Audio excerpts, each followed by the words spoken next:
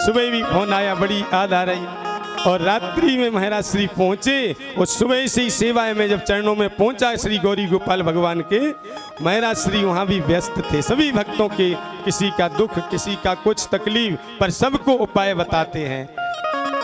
ऐसे महाराज श्री का जीवन व्यस्त है, फिर भी कथा में समय निकाल ही लिए। इसलिए मैं तो कोटि कोटि बार प्रणाम करता हूँ, क्योंकि आपकी अच्छाई के लिए, आपके लिए प्रणाम। पर आप उम्र में छोटे हो तो मैं अपना हृदय से अनुज मान के, छोटा भाई समझ के खूब हृदय से प्रेम भगवान के चरणों में प्रार्थना करता हूँ। आप स्वस्थ रहें, मस्त रहें और इन्हीं कार्यों में व्यस्त इतने रहें कि आपको पता ही नहीं लगे कि आराम मिला कि नहीं, फिर भी आप मस्ती से चलते रहो। और 100 वर्षों तक क्या, जब तक भगवान जाए चाहे 100 वर्ष से भी बढ़ के खूब सुंदर नेत्र आपके देखते रहें, कान सुनते रहें, हाथ कर्म करते रहें, वाणी से इसी प्रकार खूब देश विदेश के भक्त जहाँ मिले खूब चकाचक प्रभु के नाम की गर्जना आप करते रहो।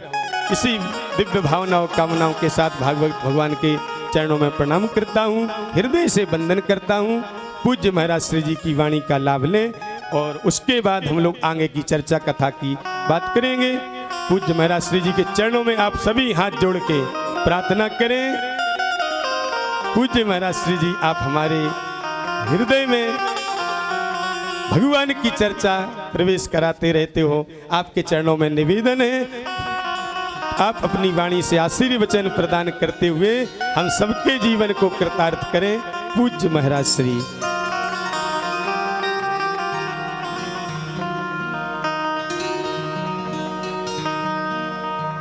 लक्ष्मीनाथ समारंभां नाथयामुन मध्यमां अस्मदाचार्य पर्यन्तां वन्दे गुरु परंपरा।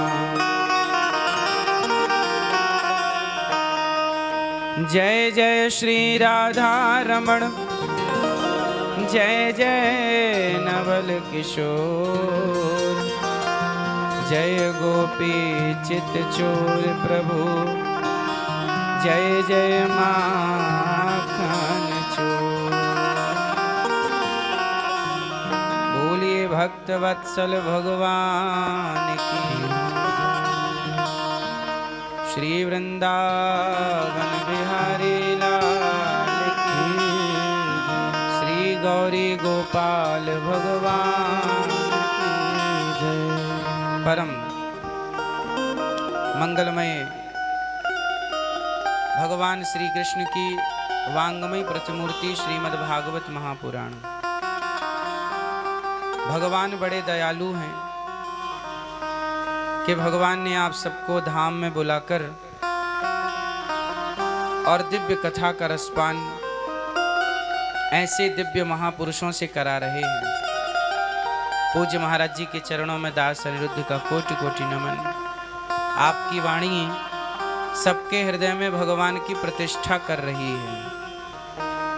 हमारे पूज्य आचार्य चरण स्वामी श्री भगवत प्रसाद तिवारी जी, आपके चरणों में दास अनिरुद्ध का कोटि कोटि नमन।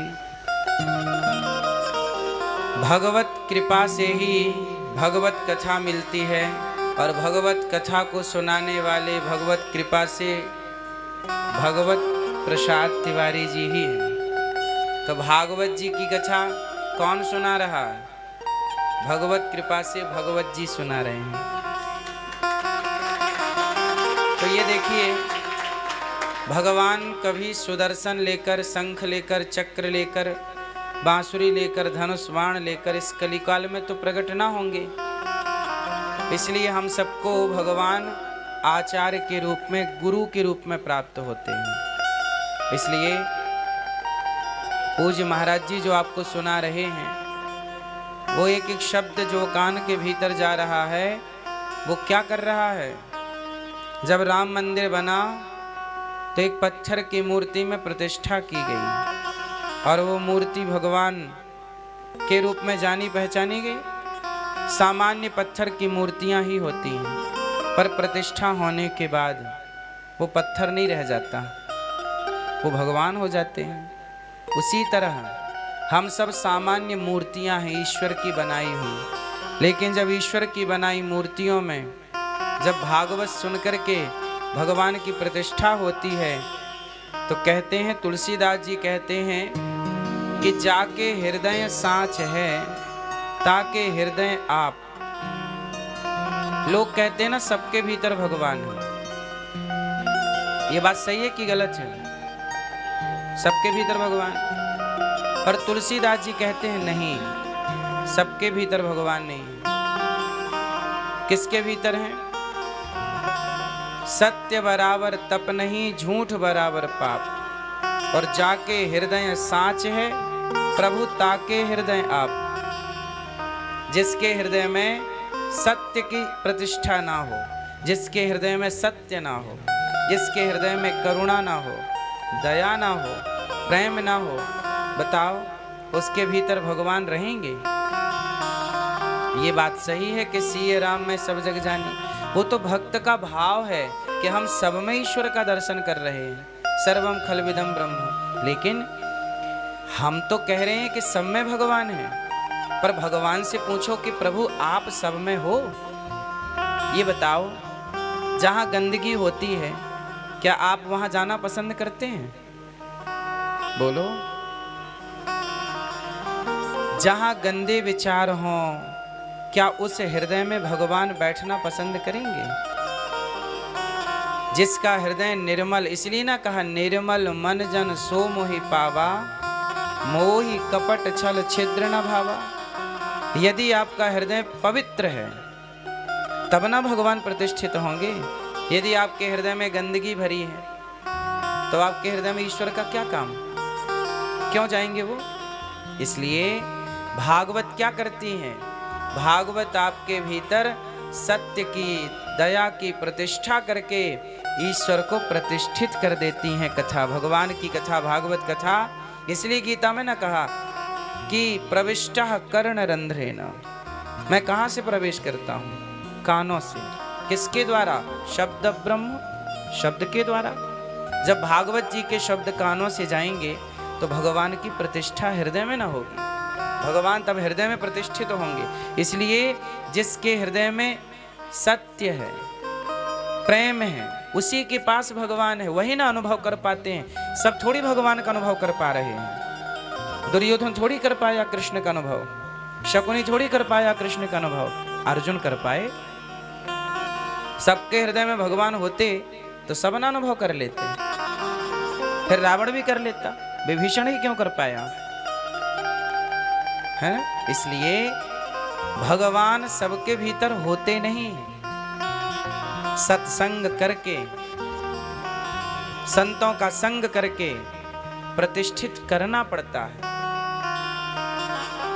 नहीं, मीराबाई क्या कहती हैं? वस्तु अमोलक दी मेरे सतगुरु, करी कृपा अपनायो पायो जी मैंने राम रतन धन पायो। तो जब गुरु ने अनमोल वस्तु दी, क्या?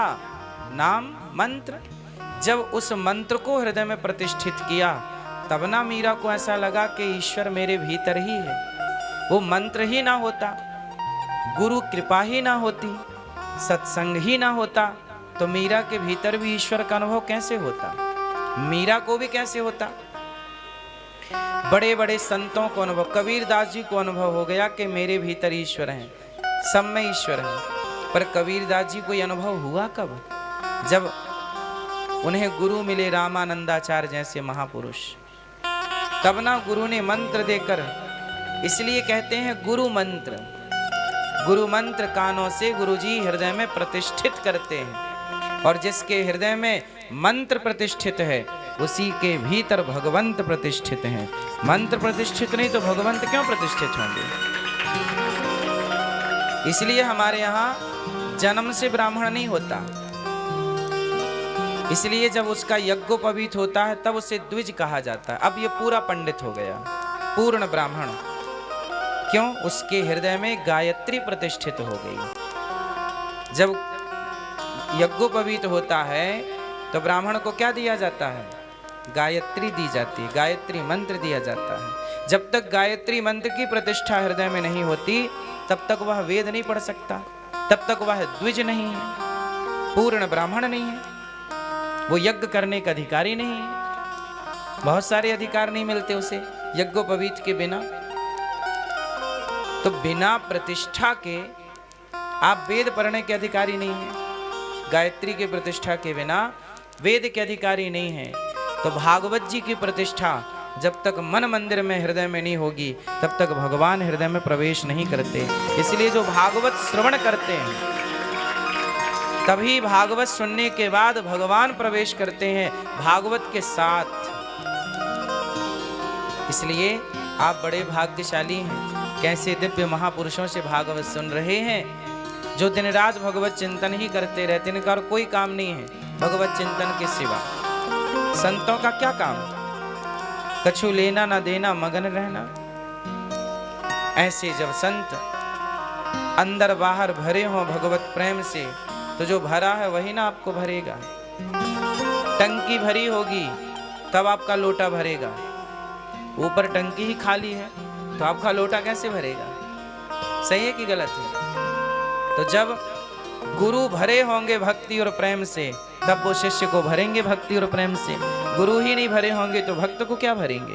इसलिए भरना पड़ता है पहले स्वयं को, पहले अपने को भरिए फिर आप तक पहुंचेगा। इसलिए संत गुरु आचार्य ये पहले ही भरे होते हैं, दिन भर भक्ति करते, दिन भर भगवत चिंतन करते, फिर जब भर जाते हैं तो फिर आपको कुछ भरते हैं आपके भीतर।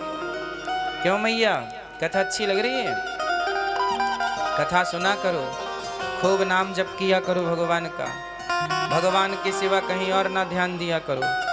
आप ध्यान देती तो नहीं हो और कहीं, केवल श्रीमन नारायण, केवल भगवान श्री कृष्ण गोविंद हरे मुरारी, हे नाथ नारायण वासुदेव। बेटा बहुत अच्छा है, बेटी बहुत अच्छी है, बेटा बहुत बुरा है, बेटी बहुत बुरी है। ना तो हमें इस उम्र में देखो सब चीज की एक उम्र होती है, एक उम्र तक बेटा अच्छा है, बेटी अच्छी है, लेकिन जब उम्र पूरी हो जाए भगवान के चरणों के प्रति समर्पित होने की तो बेटा अच्छा हो या बुरा हो हमें उससे मन हटाकर भगवान में मन लगा लेना चाहिए। क्यों? अच्छा बेटा है आपका, भगवान करे सदा अच्छा रहे। उस अच्छे बेटे से हमारा क्या लाभ है? क्या हमारे को मोक्ष दिला देगा बेटा? बोलो, क्या हमारा बेटा हमें मोक्ष दिला सकता है? बोलो। यदि हम उस बेटे में मन लगाएंगे तो वो हमें नरक भले ले जा सकता है, नरक ले जाएगा। मोह, भरत जी के मोह ने, मृग में मोह हो गया तो चले गए ना, भटक गए ना। तो बेटा हमें स्वर्ग तो नहीं दिला सकता, मोक्ष तो नहीं दिला सकता, लेकिन नरक जरूर दिला सकता है। इसलिए बेटे से नाता तोड़कर गिरधर से नाता जोड़ लो, भगवान से संबंध जोड़ो। उम्र है ईश्वर से संबंध जोड़ने की। और ये भागवत क्या कर रही है? आपका भगवान से, भक्त का भगवान से संबंध जोड़ रही है। ऐसे आचार्य मध्यस्थता करते हैं संबंध की। ऐसे आचार्य चरणों को दास का कोटि कोटि नमन।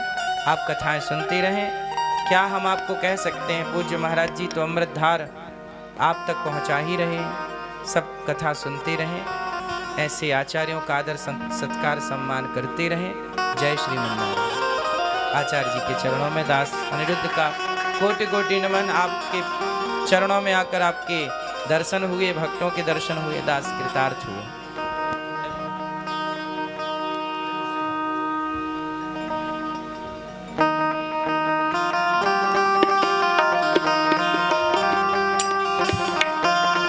हमारे प्रशांत प्रिय और उनके बड़े पिताजी मुख्य जमान की हूँ काम है दुर्गा शंकर गर्ग जी, प्रशांत गर्ग। पूज्य महाराज श्री की का सम्मान करें, अर्चन करें और सभी भक्तों से निवेदन है अपने अपने स्थान पर बैठे रहें। नरेश थोड़ा